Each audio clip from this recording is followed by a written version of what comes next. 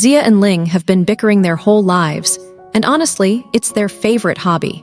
But since they grew up as neighbors, they're basically tied together by fate, closer than siblings, but twice as dramatic. The story begins with Zia's mom yelling at her for ranking 29th out of 30 in her class. Her dad tries to smooth things over, saying, "At least you beat one student, my genius daughter." Her mom looks ready to explode and shouts for Zia to get out of her sight before she has a stroke. Zia doesn't need to be told twice. She bolts straight to Ling's house upstairs. The moment Ling's mom sees her, she turns into the sweetest woman alive, giving Zia snacks and even a pair of slippers as a gift. Ling watches this and grumbles that his own slippers have been torn for ages. Zia smirks and says, "Remind me and I'll throw them your way." The next morning, on their way to school, Zia brings up Ling's mom's upcoming birthday. She says they should plan something creative to surprise her. Ling immediately looks alarmed. He begs her not to overthink it, because the last time she got creative, disaster followed. He reminds her of the time she tried to grow flowers for his mom, but ended up with a bunch of wilted weeds, forcing him to run across the city to find replacements. And who could forget the time she nearly blew up the kitchen while trying to bake a cake? Ling sighs and says, "Let's keep the creativity locked away for now, please." At school, Zia chats with her best friend Juan, who tells her about a gang that's been causing chaos lately. They've been attacking students and leaving 3 green leaves behind as their calling card. Later, she gets caught looking at a photo of her favorite idol on her phone during class. The principal swoops in like a hawk and confiscates it, leaving Zia heartbroken for the rest of the day. Juan lends her another phone to cheer her up, telling her to hold on to it for a while. Meanwhile, Ling texts Zia, saying he's hanging out with friends and she shouldn't wait for him, but she doesn't see the message. When she goes outside later, she spots Ling's bike lying on the ground with 3 green leaves next to it. Her brain jumps straight to drama mode. Clearly, he's been kidnapped by the Green Leaf Gang. Determined to rescue him, she sets off to find him herself. By evening, Ling comes home and realizes Zia hasn't returned. He calls her, but Juan answers instead. Saying he's going to buy something from the bookstore, he sneaks out to look for her. After searching all their usual spots, Ling finally finds Zia on the street handing out missing posters with his face on them. She's even surrounded by a bunch of thugs. Ling panics, thinking she's in danger, and tries to drag her away. But then she introduces the so-called thugs. Turns out, they're the Green Leaf Gang, and they're just a group of goofy kids trying to help her out. When they finally head home, Ling scolds her for running around all night looking for him. Zia reminds him of the promise she made when they were little, to always protect him. Ling softens and says he'd never disappear anyway, that their fates are tied together.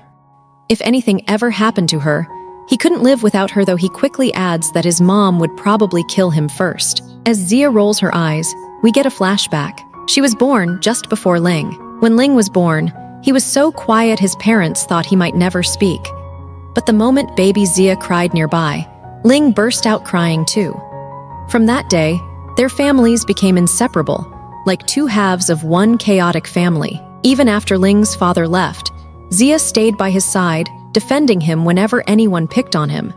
She even joined Taekwondo just to protect him, though half the time, she used it to scare him instead. Eventually, Ling got tired of her teasing, but he still couldn't imagine life without her. At school, new class roles are announced, and Zia ends up in the cleaning committee. She and Juan head out to clean the school hallway, but Ling notices them and shows up too, pretending to be the cleaning supervisor. His friend Shin joins as well, secretly nursing a crush on Ling, though he barely notices her. Ling decides to tease Zia during cleaning duty, pointing at some fallen leaves and saying she'll lose points for leaving them there. Shin quickly tells Zia not to believe him, but Ling doubles down, spotting a plastic bag stuck in a tree and saying that counts too. Not wanting to risk her points, Zia rushes to climb the tree. Ling panics, insisting he was only joking, but she keeps going anyway until she slips and falls, tearing her pants. Without hesitation, Ling covers her with his jacket and helps her up, while Shin, watching from nearby, can't help but feel jealous. Back home, Zia turns the incident into a lecture about cleanliness, until her mom kicks her out of the kitchen.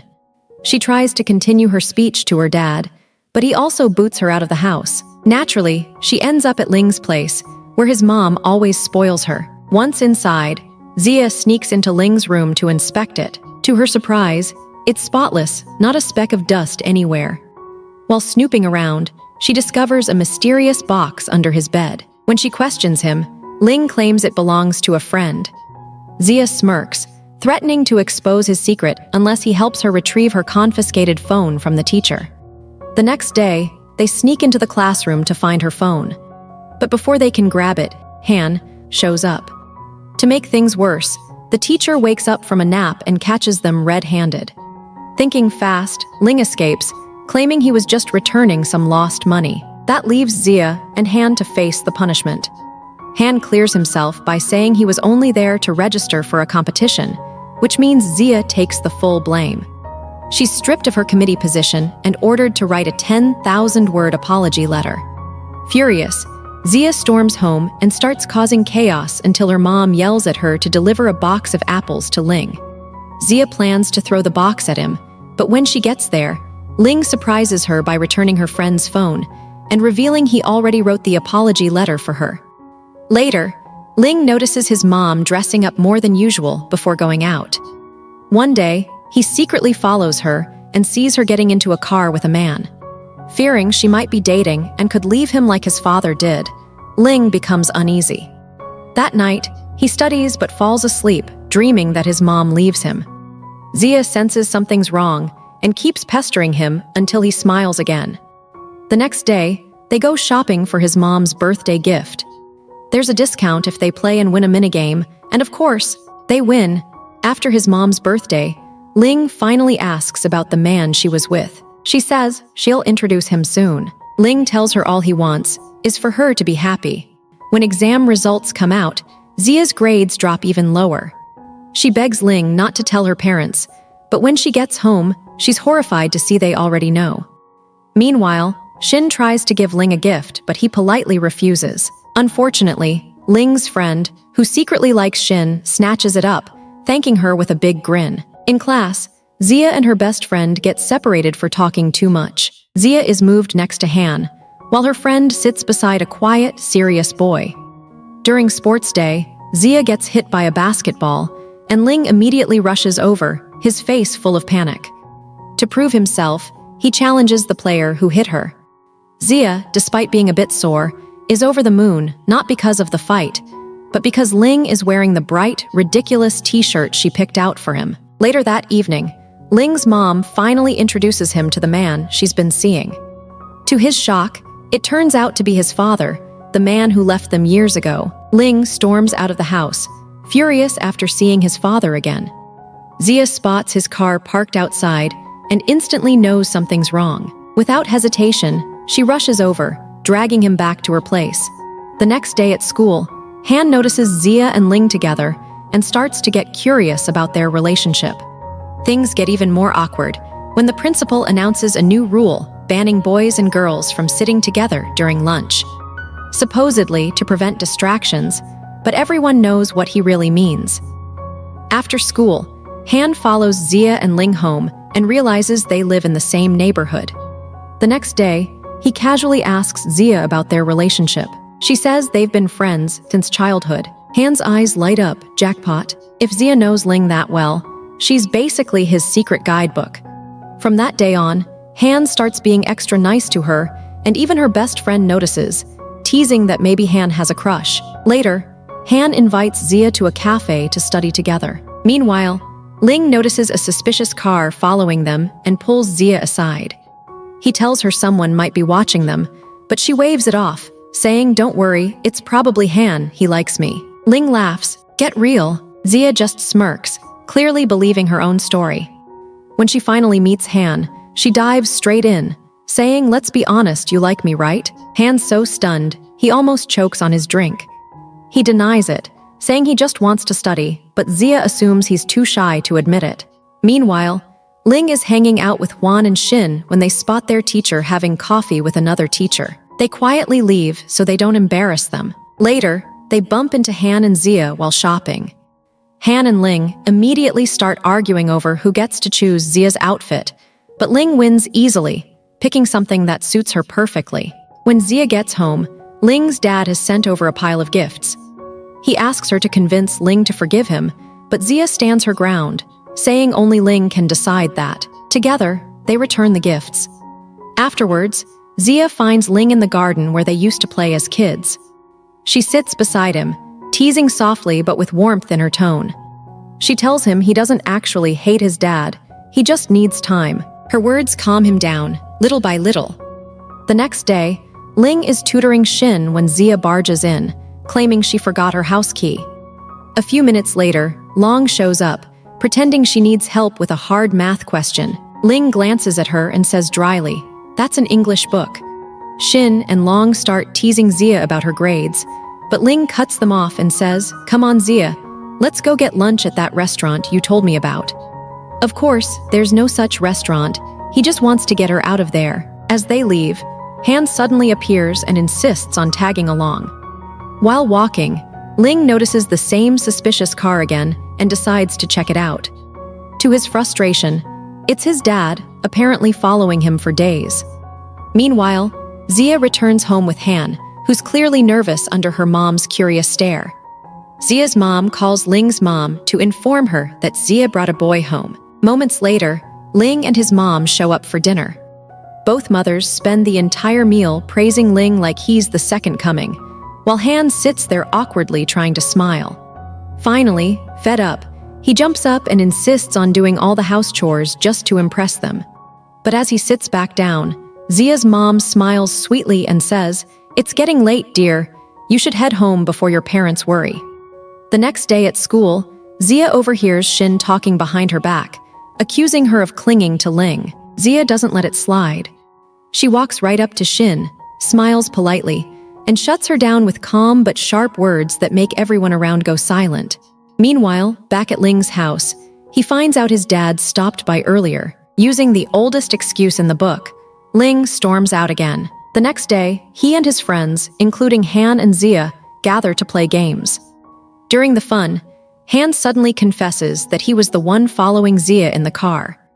Ling instantly connects the dots. It wasn't his dad spying on him after all. That night, Ling sees his dad again. This time, he actually talks to him for a bit, though he's still cold. Every time his father visits, Ling disappears like a ghost, leaving early and returning only when the coast is clear. Meanwhile, Zia is struggling with her future. She doesn't know what she wants to be, so she starts interviewing people about their dreams, hoping it'll help her find hers. Ling tells her she's great at interviewing and suggests she should be a journalist, though, knowing Ling, it's probably half flattery. After school, Ling visits Zia's house again. She's half asleep and asks why he always comes over whenever his father visits. She gently tells him, the more he runs away, the more it shows he actually cares, and avoiding his dad only hurts his mom more. Her words hit him deep. Later, when Ling finds his dad at home again, this time bringing medicine for his mom, he finally sees that his father truly cares. Taking a deep breath, Ling decides to invite him inside. Soon after, there's a parents' meeting at school.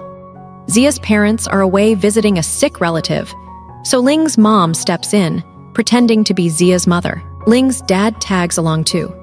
During the meeting, Han's mom gushes about how her son can't stop talking about Zia. Ling's mom, still pretending to be Zia's, gets visibly irritated. The second they return home, she runs to Zia's real mom to warn her that Han isn't good for Zia. Turns out, Zia's mom already feels the same way. Both moms now want Zia to end up with Ling instead, and guess what?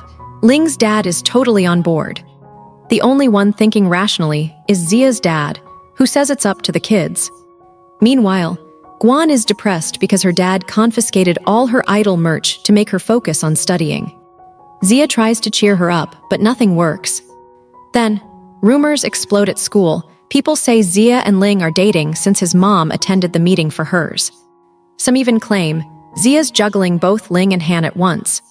Fed up, Ling grabs Zia in front of everyone and tells her to ignore the nonsense.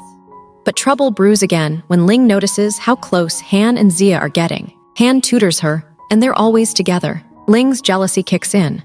He starts teasing Zia whenever Han's around, and when she ignores him, He imagines her marrying Han and having kids who look like mini-Hans, which drives him insane. From that point on, he sticks to them like glue. Later, Shin asks Ling to join her at an art exhibit, but he politely declines, saying he's busy searching for an important math book. Shin doesn't take the hint and asks Ling's friend for help. The poor guy spends all night hunting for the book, even catching a cold, because he secretly likes Shin and can't say no to her. The next day, Shin proudly gives the book to Ling, who immediately realizes what happened and refuses to take it. Guan witnesses the scene and gets upset. Meanwhile, Zia is getting ready to go to the movies with Han. But guess who shows up? Ling, with a bruised face, looking pitiful. Zia instantly forgets about her date and rushes to take care of him, completely ignoring Han. The next day, she notices Han's not at school. Turns out, he caught a cold after waiting for her in the freezing weather.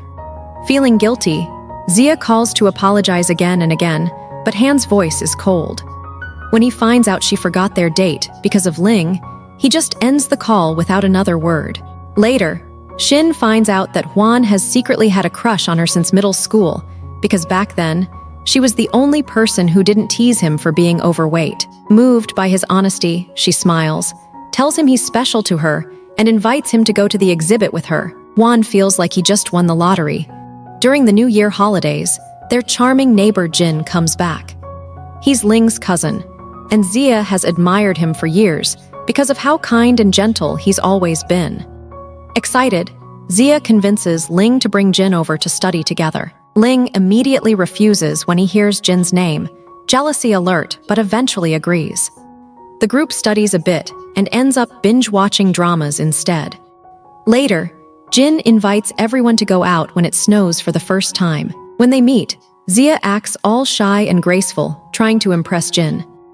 When Zia gushes about how adorable Jin is and how she's admired him for years, Ling can't take it anymore. He grabs her and storms off. The next day, Ling finds out his parents decided to move to a big fancy villa without even asking him. He's furious. They still treat him like a kid who can't make his own choices. When Zia hears about it, she goes straight to Ling's dad, explaining how much Ling values his memories.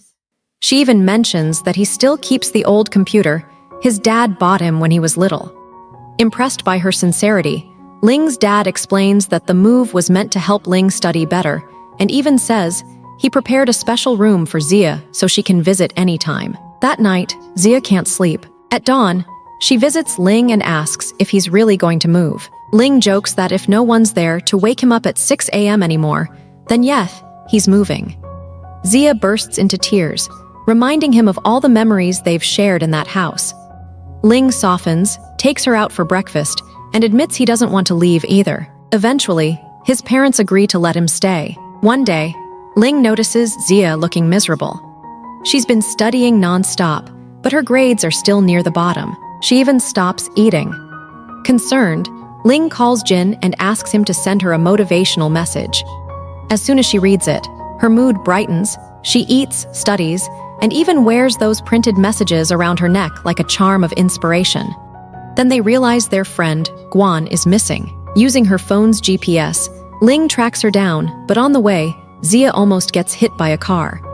Ling jumps in and saves her, just before Han could reach her. They finally find Guan, who's upset after seeing her dad having coffee with another woman. She assumes he's cheating and storms over. Guan demands an explanation, but her dad calmly tells her he's been meeting tutors to help her with school. Guan's face goes from rage to total embarrassment in seconds. Meanwhile, Han notices someone following him and freaks out, thinking it's a thief. But surprise, it's actually a music producer who heard him singing in the bathroom and wants him to join his team. Han shares the news with everyone, and Zia cheers him on, saying he has nothing to lose by trying. As time passes, Guan starts getting closer to their quiet classmate, while Ling graduates and starts preparing for university. Zia helps him study, and Han finally signs with the production company after his family surprisingly gives him the green light. He thanks Zia for always supporting him and makes her promise they'll stay friends forever. She teases him, saying, "Just don't forget me when you're a big-time idol." Han smiles but keeps his feelings hidden. He knows she'll never love him the same way. Later, Ling gets into Johan University to study computer science. Zia's proud of him but sad. It's their first time being apart. Determined, she studies harder than ever, hoping to get into the same university. On Ling's birthday, she sits alone in his old classroom seat, missing him. Suddenly, he shows up and tells her she's always achieved whatever she sets her mind to. They share cake, laugh, and for a moment, the world feels perfect. As Ling moves closer, the air gets awkward, hearts racing, but neither says a word. And with that, first half ends here. Last half is already up. Go watch it. I'll meet you there.